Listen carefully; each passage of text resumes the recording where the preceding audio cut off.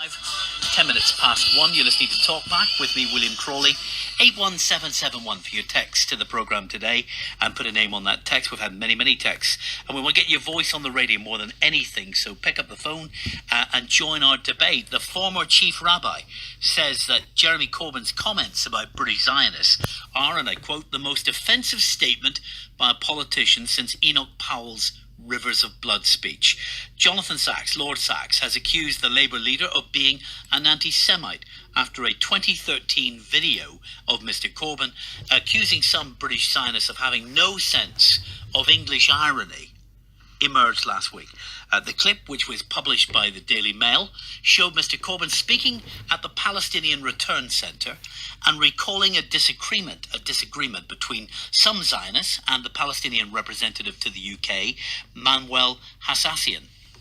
The other evening we had a meeting in Parliament in which Manuel made an incredibly powerful and passionate and effective speech about the history of Palestine, the rights of the Palestinian people. This was dutifully recorded by the thankfully silent Zionists who were in the audience on that occasion, and then came up and berated him afterwards for what he had said. They clearly have two problems. One is they don't want to study history, and secondly, having lived in this country for a very long time, probably all their lives, they don't understand English irony either. Manuel does understand English irony and uses it very effectively, so I think they needed two lessons which we can perhaps help them with. Well, let me ask you, is what you've just heard there in a speech from 2013, a comment from 2013 from Jeremy Corbyn, is that the sort of comment you would put anywhere near the Rivers of Blood speech that Enoch Powell gave 50 years ago? A speech, we've been recalling it more recently, laced with racism. Would you put them in the same category or anywhere close to each other? Do you agree with the former Chief Rabbi Lord Sacks that this is a comment from the Labour leader that bears comparison with Enoch Powell's speech, or do you think he's gone too far? 03030 80 55 55 for your calls. The former advisor to Jeremy Corbyn, Steve Howell, is with us, author of Game Changer, 8 Weeks That Transformed British Politics, a book about Jeremy Corbyn and the 2017 snap election. Steve, welcome back, sir. Good afternoon to you. Simon Johnson is also with us, Chief Executive of the Jewish Leadership Council. Simon, good afternoon to you, sir. Welcome. Good afternoon, William. Let me come to you first of all, Steve. The Labour Party has already dismissed this comparison as absurd and offensive. I bet you're going to echo that response. What do you make of what's been said here?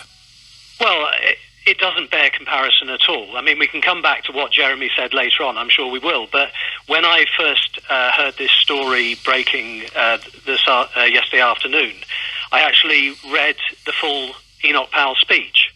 And even I was shocked and I was alive when he made it, and I actually can remember the day he made it, because it was on the front page of the Evening Standard, and I was on my way back from a sports match, an athletics meeting, and I read it again for the first time in 50 years, and it's shocking. And it's not just, I mean, people think of it as a speech about immigration, but actually it's more than that. It was actually arguing explicitly for racial discrimination. It was saying that employers should have the right not to employ blacks, that landlords should have the right not to rent their properties to black people, that Sikhs shouldn't be, employers had the right to not allow Sikhs to wear a turban at work, and so on. And the language was incendiary, things like, throwing a match on gunpowder, and talking about towns being occupied, and talking about black children as being wide grinning pickaninnies. So, I mean, this is one of the most appalling racist speeches that's ever been made by a British politician, if not the most. And to compare remarks made by Jeremy, which he himself has admitted he should have phrased differently, but has made clear that they weren't directed against Jewish people generally, but a specific Zionist group of people who may not all be Jewish people anyway. So I think to compare it with that, I think he's right to say it was deeply offensive. Simon, can there really be a comparison between the kind of racism we see in that Rivers of Blood speech and essentially asserting of a group of people that, you've lost your sense of irony here in responding to a particular comment by someone else. Well, I'd like to make a couple of points if I can. Firstly, Rabbi Lord Sacks is one of the leading moral and philosophical thinkers of our time. He is a deeply philosophical, deeply thoughtful and eminent faith leader. And if he feels as strongly as this, then we ought to take it seriously. I think that reflects the very deep disquiet that there is within the British Jewish community at this drip of daily stories that we've seen over the summer about Jeremy Corbyn. I think it's important to pick out, then, as my second point, you can't just take these comments from Jeremy Corbyn on that video out of context. We've said before we can only judge Jeremy Corbyn by his words and his actions. We have seen across this period of time that Jeremy Corbyn has in the very recent past given support to racists, to terrorists and dealers of hate, many people who want to kill Jews and remove Israel from the map. So in that context, speaking in an organisation whose aims are the same, on a panel where one of the speakers claims that the Jews were behind the 9/11 attacks, when he makes the implication that somehow Zionists, and he knows what he's talking about with that, he knows exactly what he means, that however long they've lived here, they're not fully British, then I'm afraid he's using the language of classic pre-war European anti-Semitism. Well, what are you saying what are you saying, just so I can understand, about this organisation, the Palestinian Return Centre? Well, the Palestinian Return Centre is an organisation that is supportive of Hamas, and Hamas is a terrorist organisation dedicated to the destruction of Israel. So Jeremy Corbyn knows the situation where he is. So when he does make this statement, Zionists are somehow in need of lessons regarding history or irony or whatever it is that he said he was, then he is essentially trying to say that this group of people are less British than him. And I think it is far less than a careless people. He's contrasting it with the Steve, let me just finish. Let me just finish. Simon, you make your point first. We've got some time, don't worry. I think he was careful. I think he knew what he was saying. Exactly. He knows whether to say pro-Israel activists. He knows when to say Zionists. And the problem was that he made the classic mistake of describing these people as though you could easily hear it as meaning Jews. That is what has been picked up, I think, by Lord Sacks in his comments. Steve. Can I come back on this point about the Palestinian Return Centre and Hamas? Firstly, Jeremy Corbyn I'm not speaking for Jeremy Corbyn, but I'm sure he would absolutely refute any suggestion that he supports terrorism, any suggestion that he supports racism towards Jewish people. And on the question of Hamas, Tony Blair, among others, has recently said, and you can look it up, I think it was last October, it was in the British newspapers, that the West made a mistake when Hamas were elected in Gaza. They made a mistake not engaging with them and talking to them from the beginning. And the fact of the matter is that if you're going to bring about peace, you do have to talk to all the parties involved in a conflict. Well, you know the follow-up question here, Steve, because the criticism of Jeremy Corbyn, Steve, the criticism of he doesn't. I'm certain. Steve, the criticism of Jeremy Corbyn, when we hear you just say that, is he doesn't seem to ever meet with the other side. He only ever meets with one side. Well. That isn't true. I mean, there are records of this. I mean, in Northern Ireland, he did also meet loyalists before the Good Friday Agreement was signed, and credit was given to him for that. Did he? He did, yes. And he has spoken to different parties involved in these conflicts. So you're saying Jeremy Corbyn, for example, has had meetings with Jeremy Corbyn has had meetings with unionist politicians while he was meeting with Sinn Féin. Is that what you're saying? Yes. So, but to go back to this question of Lord Sacks, which is what we're debating today. I mean, he may well be. I don't know him personally, and I don't know much of his work.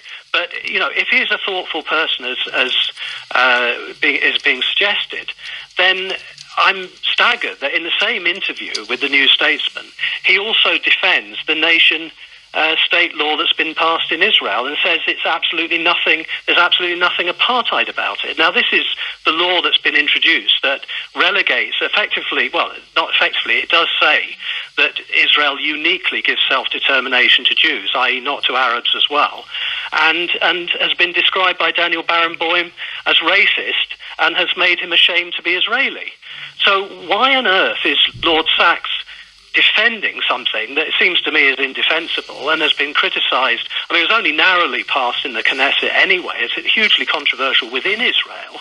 And then at the same time is making this sweeping attack on Jeremy Corbyn. Simon, Lord Sacks, I've interviewed him a number of times. He has a PhD in philosophy from Cambridge. He's written many books. He's a very thoughtful and deliberative mind, as you say.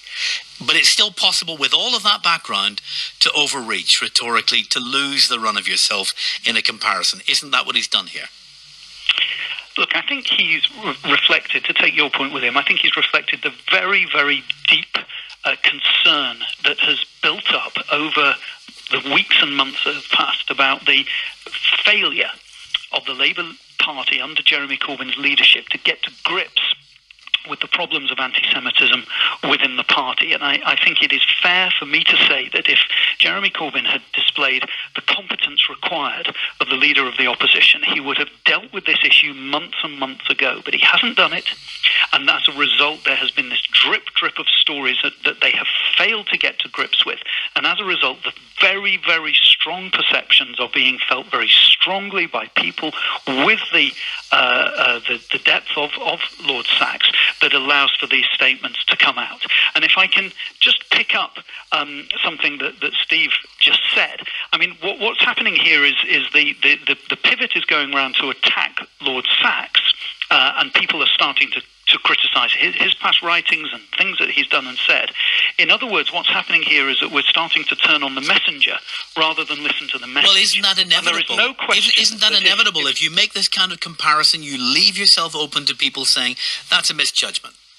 Yeah, that's true, but if Jeremy Corbyn had been competent enough to deal with the allegations of anti-Semitism in the party under his leadership all those months and months ago, then there would have been no need for Lord Sacks to make any intervention along those lines. But I'm afraid that he's failed to do so. He continues to fail to do so, and therefore a party that was supposedly dedicated to peace, to equality and to social justice is finding itself under bitter attack for its inability to grant confidence to one sector of the society, of the society, and that's the Jewish community. And I think other people from other communities are looking at this and saying that if the Labour Party is not competent enough to deal with these allegations, then how can we be certain that the things that we value and that we are important to us are also going to be addressed? This is a separate issue. No, hang on a wee minute. This is a separate issue. It's a side issue, Steve, but quite a few people detected from my tone of voice surprise at the suggestion that Jeremy Corbyn met with loyalists or unionist politicians during the period of the Troubles. So if you can at some point give us any more information about that, who he met, when he met them, that would be helpful, but you may not have it there. I don't have it at my fingertips. Martin is in Birmingham. I've seen, I've seen this in writing, and yes. I can't, off the We're top checking of my it. head, We can't remember find the name we can't find of the unionist leader he met. Okay. Well, it may have been after the Good Friday. I don't know. But Martin's in I Birmingham. think it was before. I think you'll find it was before. But can I go to Martin, who's in Birmingham? He wants to have a word. Yeah, go ahead, Martin. Hello, William. I think there's a real history of valid criticism of Israel in the UK, and currently there is a very robust campaign to stifle that criticism, and this is an example of it. So I actually think, we should also be focusing on some valid criticisms, like, for instance, the incarceration of Ahid Tamimi and many children who are incarcerated right now in Israel. So, rather than actually getting into semantics about Zionism and Semitism, etc., we need to actually get to the root cause of problems in Israel right now and actually get to creating some solutions that is affecting the Palestinian people. Martin, thank you very much. John is there too in Dungannon. Hello, John. William, how are you doing? William, just 3 quick points on the subject. Lord Sacks, I have great respect for, but I do believe he overreached himself. Anybody that has read Neil Simon or Mel Brooks will know that Jews have a wonderful sense of irony. But 3, and more importantly, When Jeremy Corbyn made that statement by saying English irony and that he would teach them it, that was condescending and setting people apart. That was wrong. And it was read by some people as saying, you're not one of us. That's correct. Yeah. All right, John, thank you very much. Caitlin in West Belfast. Hello, Caitlin. Yes, hello, William. Well, William, the comments by Rabbi Sacks are just the latest in a long line of slanderous comments directed at Jeremy Corbyn. Clearly, there's a political intent here. The intent is to carry out character assassination in order to interfere with Jeremy's chances of being the next British Prime Minister. And I want to say, on the Enoch Powell comment, I'm old enough, I can actually remember the time of Powell when he was an MP in England. And to compare somebody like Jeremy Corbyn, who's a lifelong anti-racist, with Enoch Powell, is just so absurd, it's just off the scale. Caitlin, thank you very much.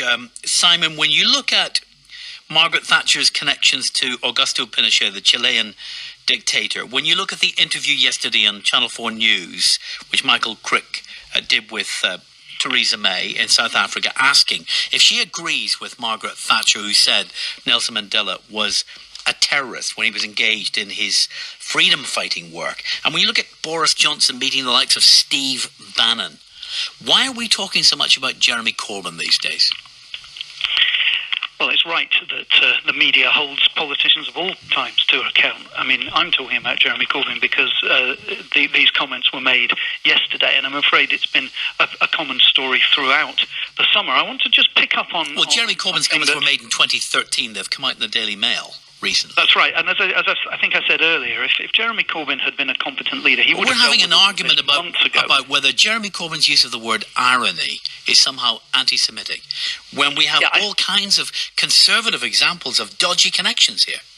Yeah, and I'd expect you and others to hold others to account on that. Sticking to this, I think it was more than just a flippant use of the word irony. I think it was an attempt to, as your caller John said, it was an attempt to set a group of people apart. And I want to pick up something that Martin said, and I think William as well, forgive me, because they were talking about this as valid criticism of Israel.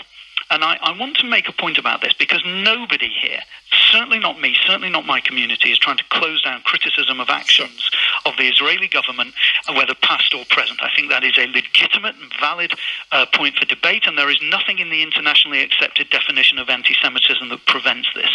But I have to say that I absolutely reject the notion that the relentless outpouring of invective, bias and accusations of racism that is made and has been made, particularly over the last 24 hours and the recent weeks or months against Israel, can be described as mere criticism. There is absolutely nothing coincidental in these sort of denials of Jewish history and contemporary life and the link between the Jewish people in this country and their care and the centrality of Israel in our faith. And I'm afraid that I know where criticism exists, and I fully accept that people can vividly and vigorously criticize the actions of past and present Israeli governments. And Jeremy Corbyn does do that, but I'm afraid that it crosses the line across into anti-Semitism far too often, and when it does, Jeremy Corbyn does not have the ability to spot that and to stop his supporters engaging in that sort of behaviour. That's why we're... All right, final comment from Steve Howell. Crossing the line, if I could come back in on that. Please do, Steve. I would accept that there are occasions when people who are critics of Israel cross that line, but the person I was quoting was Daniel Barenboim, and you can't, I don't think, accuse him of crossing that line. This nation-state law that's been adopted has been hugely controversial, and within Israel and internationally. But I just want to come back on this point about Jeremy being slow to act on cases of anti-Semitism. I mean, the fact of the matter is, there's 2 points I'd make. One is, firstly, the disciplinary processes of the Labour Party are something that's under the control of the National Executive Committee. And I think, as everybody knows, Jeremy's supporters did not have a majority on the National Executive Committee until February of this year. So for most of his leadership, his office has been at odds with the body that's responsible for disciplinary matters in the Labour Party. And therefore, if there's any blame to be attributed to on this, then it should be at those who were responsible for it within the national executive of the Labour Party, not Jeremy Corbyn. Steve, we're going to leave it there. Now, we're right out of time, I'm afraid. We're right out of time, Steve. So I'm so sorry. Steve Howell, author of Game Changer, and Simon Johnson from the Jewish Leadership Council. That is it from us. We're right out of time. Thanks.